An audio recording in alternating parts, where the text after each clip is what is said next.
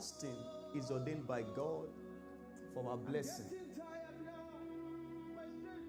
Fasting is ordained by God to bless us. It is not a burden, but it is a blessing. And that blessing is unmatchable. If you study that Isaiah 58 from verse 6 to 14, the blessings in fasting is unmatchable. Every of his commandments is for a blessing, not a burden. It's to profit us, not to punish us.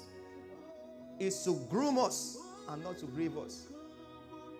He said in 1 John 5 and verse 13, he said, for this, verse 3, he said, for this is the love of God, that we keep his commandment, and his commandments are not grievous. Verse 3, please. His commandments are not grievous. 1 John 5 and verse 3. So every of his commandments is to groom us and not to grieve us. Yes, it might come with some self-denial, but we are simply investing into destiny. I say to you again this morning, the blessings of this ongoing prayer and fasting, you will not miss out on it in the name of Jesus. He said in Matthew 6 and verse 17, when you fast, anoint yourself, and the Father that sees you in the secret shall reward thee openly. There is a reward that is packaged in prayer and fasting. There is a reward that is ordained for you in prayer and fasting. Most people look at the cost of it so they get discouraged.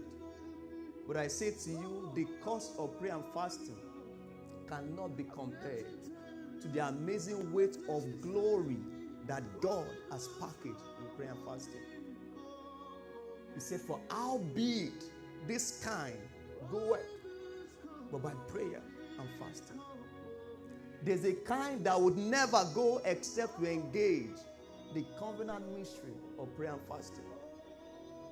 We saw how 12 years sickness was humiliated through prayer and fasting. A brother was here last Sunday to also give a testimony of an infirmity for so long, but engaged in 21 days prayer and fasting, and was on this altar to thank God for 2 years of liberation. The cost cannot be compared to the eternal weight of glory. He said, your light affliction, which is for a moment, maximum 21 days, worketh for you a more exceeding and eternal weight of glory. You will not miss out on it in the name of Jesus. Please have this in mind. God is not looking to punish anyone. Fasting does not add to God. It adds everything to us.